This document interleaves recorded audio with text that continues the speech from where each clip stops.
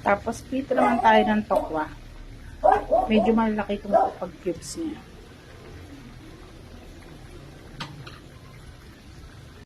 Ayan, magigisa na ulit tayo.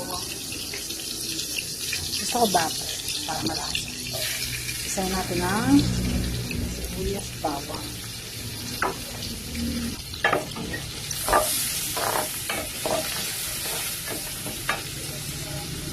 Gusto ko ginigisa ang paminta.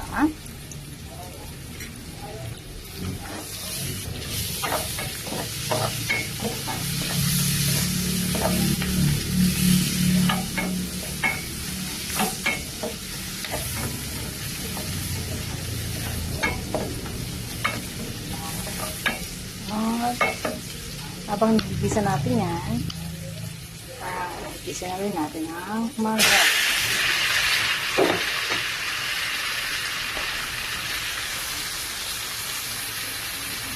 Cover muna natin para siya mainit. Ayan na. Habang nagigisa ang atin ang pagkasahan. Small chicken at magic sa natira ko lang itong magic sa tokwa. Ayan.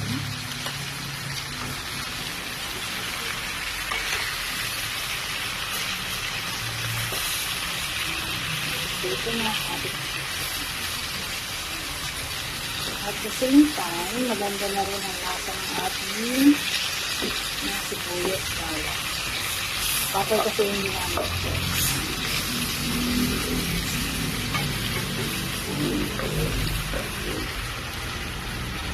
Cover ulit natin.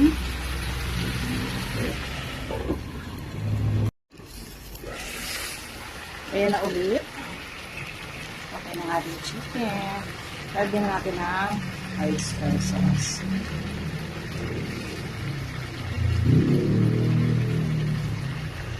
Para may asa. Habang naliligan ang kanyang tubig, hirap magkandang gravy. Isang kami mga bolo ko. Nakatuon sa tangkay ng kawali. Baka magtahog ba? Nabandyan pa. Ayan. Pag-ulit natin. Okay na. Wow. At gusto daw kasi ni Daddy yung malinamnam.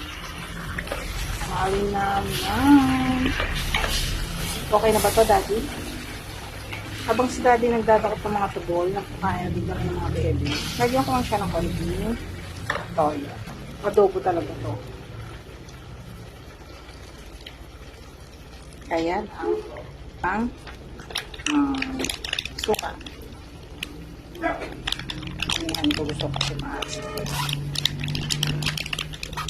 Gusto kasi ni Daddy ng adobo. Pero ayoko naman ng purong adobo, kaya lalagyan ko siya ng gulay at mamaya makikita niya. Tapos cover na ulit natin. Ay, wait lang. Cover na ulit natin.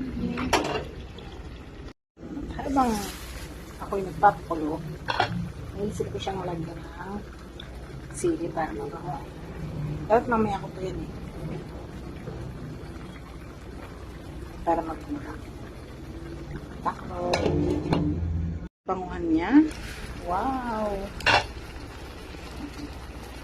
Tingnan natin. Wow, super good siya. Kasi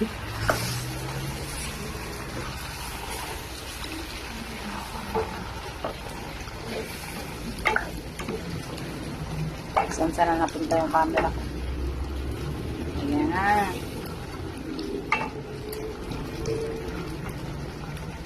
At ang konting water.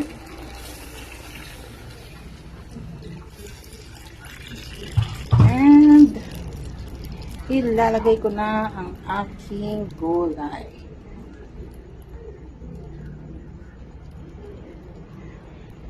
Masyado kasi po ng whole. Yan.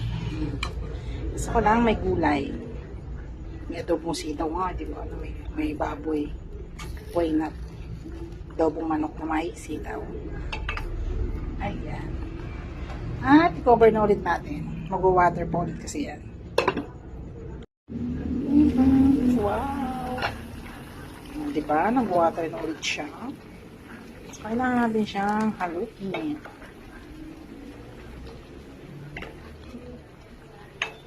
Natin ng konting sugar. Ako ayaw pang butas. Dito pa yung butas. Ayan. Natin ng konti. Dakihan ko yung butas. Wala. Tuloy na natin. Halo. At dahil mahilig ako sa maanghang, hihiwain natin ang konti yung sili.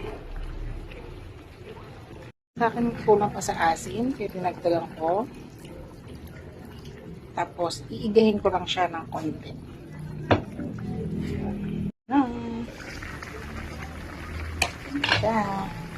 Ilalagyan na natin yung egg. Gusto ko din natin.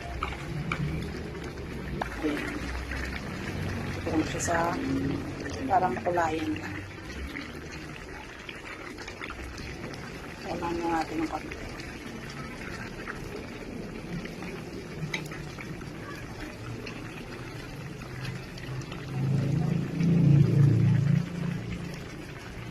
Ito na. Tapos lahat na adobo. Luto na.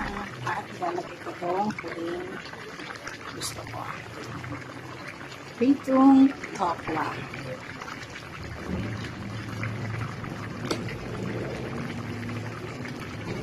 Ayan. Ang aking adobong overload. Hindi ko na siya ilulubog. Yan yung na lang.